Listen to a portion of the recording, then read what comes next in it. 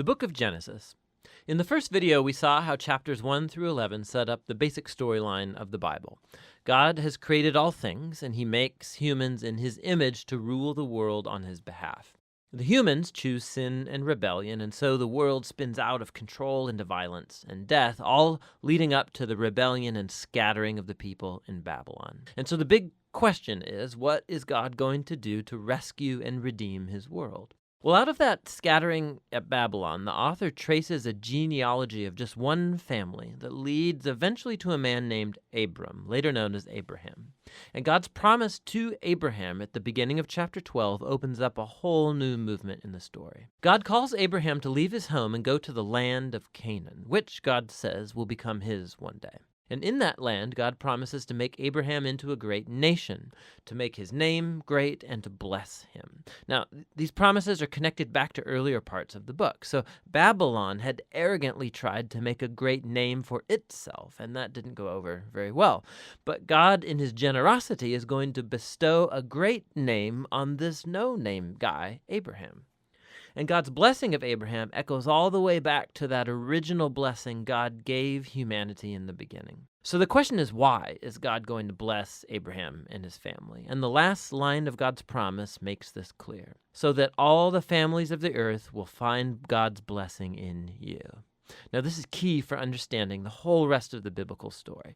God's plan is to rescue and bless his rebellious world through Abraham's family. And this is why the whole rest of the Old Testament story is just going to focus on this one family, eventually called the people of Israel. This is also why Israel will later be called a kingdom of priests at Mount Sinai. God wants to use them to show all of the other nations what he's like. And ultimately, this is the promise that gets picked up by the later biblical prophets and poets who say that its fulfillment will come through Israel's messianic king, whose reign will bring justice and peace to all of the nations. Now, at this point of the story, none of that's clear. You just have to keep reading and watch the promise develop. And so the rest of the book focuses on Abraham and his family. First, Abraham himself, then his son Isaac, and then his son Jacob, and then Jacob's 12 sons.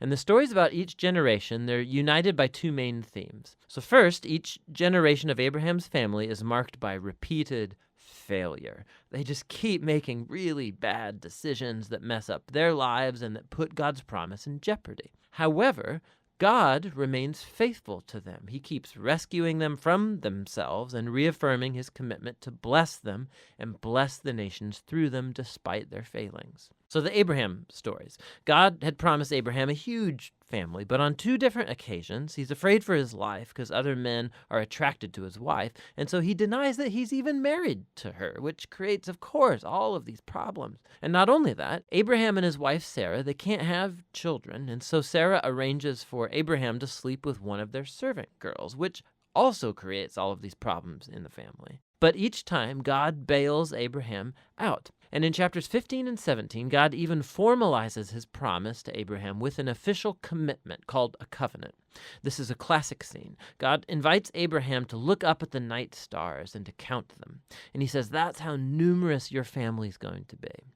And despite all of the odds, having no kids and no way to have any at the moment, Abraham looks up in the sky and simply trusts God's promise. And God responds by entering into a covenant with Abraham, promising that he will become a father of many nations, that God's blessing may come to the whole world. God asked Abraham to mark his family with a sign of the covenant, circumcision of all the male boys in the family. This is a symbol to remind them that the fruitfulness of their family is a gift from God. And so Abraham has lots of kids eventually, and he dies at a good old age. Now, the Jacob stories play out these themes even more dramatically. From birth, Jacob lives up to the meaning of his name, which is deceiver. He cheats his brother Esau out of his inheritance and blessing, and he does it by deceiving his old blind father, no less, and then he just takes off. He goes on to take 4 wives, even though he really only loves one, Rachel, and this creates all of these rivalries in the family. The only thing that humbles Jacob is being deceived by his uncle Laban, who cheats him out of years of his life. The tables have finally turned. And so it's a humbled Jacob that returns to his homeland. And in a very strange story, Jacob ends up wrestling with God as he demands that God bless him. Some things never really change, do they? However, God honors his determination, and he passes Abraham's blessing on to him. And he renames Jacob as Israel, which means wrestles with God. Now, it's this last part of the book, the story of Jacob's sons, where all the themes come to a head. Jacob loves his second to youngest son, Joseph, more than any of the others, and he gives him this special jacket. And the 10 older sons come to hate Joseph, and so they kidnap him, and they plan to kill him, but instead they decide to just sell him into slavery in Egypt, where he ends up in prison. Talk about family failure. But God is with Joseph, and he orchestrates Joseph's release from prison, and Pharaoh ends up elevating Joseph to second in command over all of Egypt. And so Joseph saves the nation of Egypt during a famine. And he also ends up saving his brothers and his family from starving to death. And so once again, we can see the folly and the sin of Abraham's family is met with God's faithfulness, who subverts even the evil of the brothers into an occasion to save life. And this is actually what Joseph says right near the end of the book. He says to his brothers, "You all planned this for evil, but God planned it for good, to save many lives."